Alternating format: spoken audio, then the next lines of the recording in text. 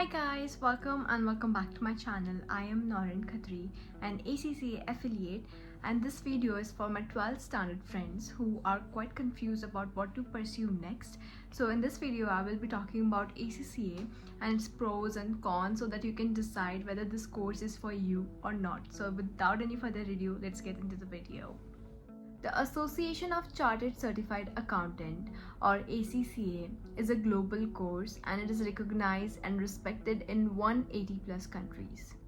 The reason why I pursued ACCA was its flexibility, global recognition, and the immense amount of respect it has in the market. Back then, I was not aware about such courses like ACCA, CFA, and CMA. During my 12th standard, I had this thing in my mind that either I will go for CA or CS, which any normal commerce student will think.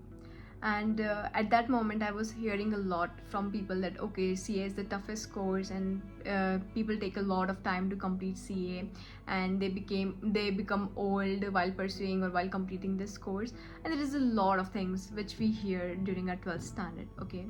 And even I was quite hesitant after listening to everyone, and my family was also saying that okay, don't go for CA because it will take a lot of time, and they also had their own reasons, but I wanted to pursue something which had equal importance, or I can say it which was equally respected as CA was. So I was searching for courses and I got to know about two courses, that was CMA and ACCA.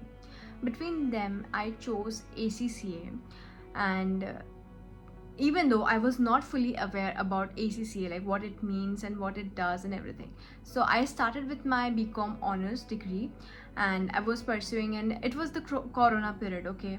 So there was all the chaos of corona also, and I was comfortably doing my graduation.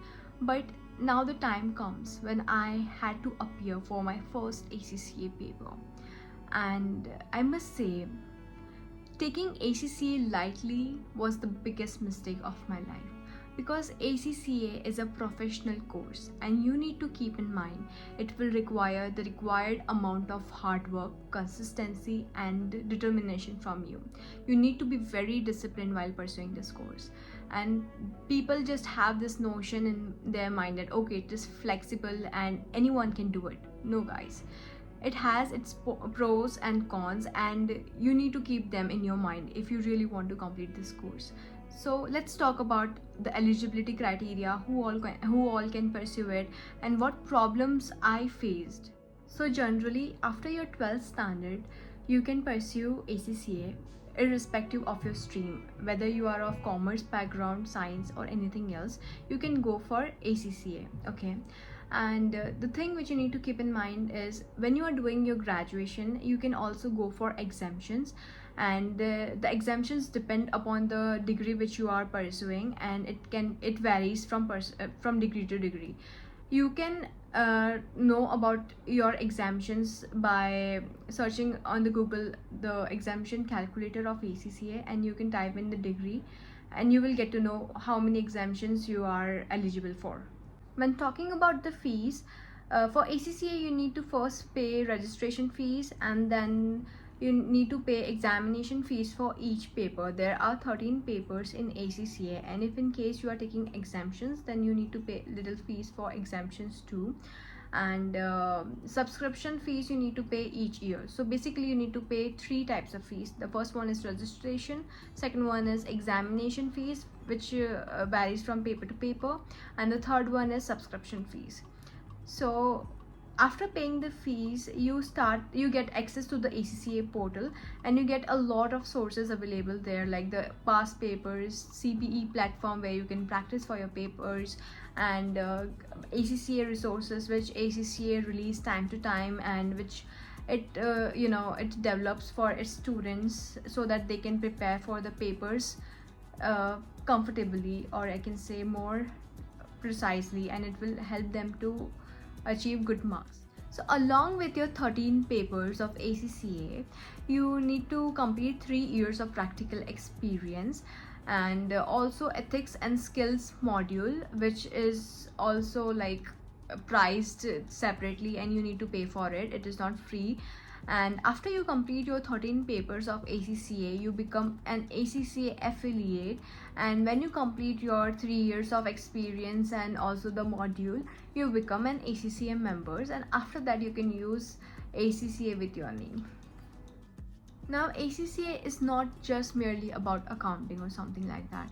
ACCA has its own rigorous standards, comprehensive syllabus where it talks about tax, audit, financial management, financial reporting, and many other subjects. So it's a comprehensive subject, and you get a lot of knowledge about real world scenarios also, and it focuses on overall development of a student.